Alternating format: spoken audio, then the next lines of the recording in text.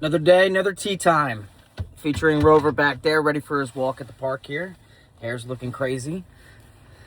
Guys, I want to tell you something that the Buddhists got right. We all suffer. This hair is very crazy. We all suffer. And whether it's a quiet suffering or a very loud suffering that everyone can see around you, it's something that we all have to realize is part of life.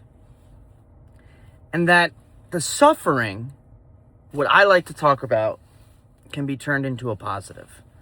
The Buddhists have their own path of finding enlightenment and realizing that life's full of suffering and all these different things. It's actually a really awesome philosophy. Jordan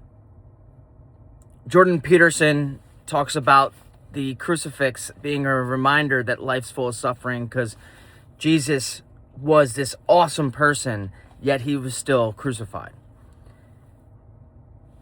I'm going through my own suffering. I've gone through suffering in my past, and I don't look at it as a negative. I look at it as a part of life, and then I always look at everything of how could I turn this into rocket fuel? How could I keep going forward and learn from my suffering, harness my suffering? It's something that people don't talk enough about bipolar disorder or ADHD, right? Is there an net superpowers with it? Yes, it's bipolar disorder is a diagnosis where someone could have manic episodes. They literally become a maniac. And the very opposite is they reach the lowest of lows of depression, where suicide is on the table and very, very possible. The stats are extremely scary. But I don't look at it that way. I was talking to a friend who's dealing with the same diagnosis, and I was talking to him how I like to really think of bipolar disorder as riding a wave. And everyone has a wave that they have to ride to find their equilibrium. Ours just gets higher and lower.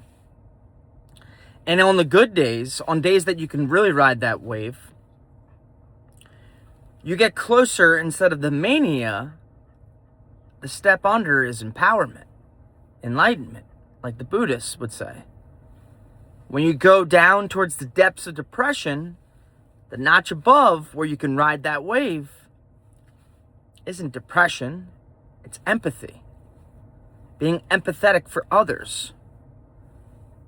And I think suffering is just another wave.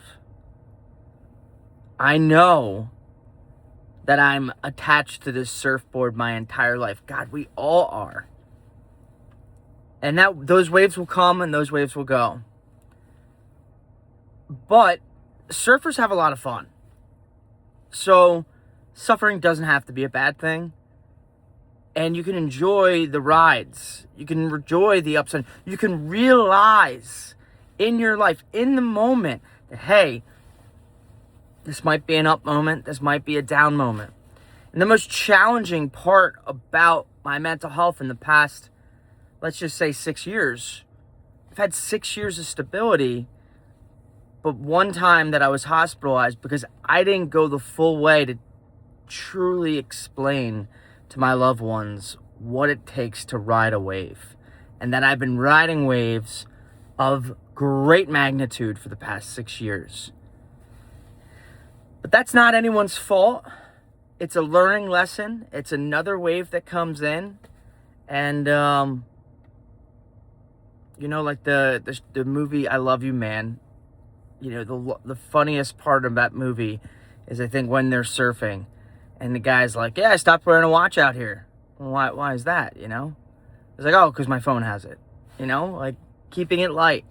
Realizing that they're probably 15 feet away from sharks. The guy doesn't know how to surf at all. He's seeing his ex-girlfriend. His life is falling apart. And the guy, not even trying to crack a joke, cracks a joke being like, well, why do I wear a watch my phone has a time on it. Ironically, I wear a watch so I can lose my phone, so it's a little bit different. I think that guy's name's Kawanu, played by Paul Rudd. But, yeah, guys, life's full of suffering. Grab a surfboard. Let's your little secret. You're already out in the water. You're already out in the water. So start paddling. Try to catch one of these waves and enjoy it. Like me and Rove, right, buddy? Yeah, we're going to go enjoy the park. Thanks, guys.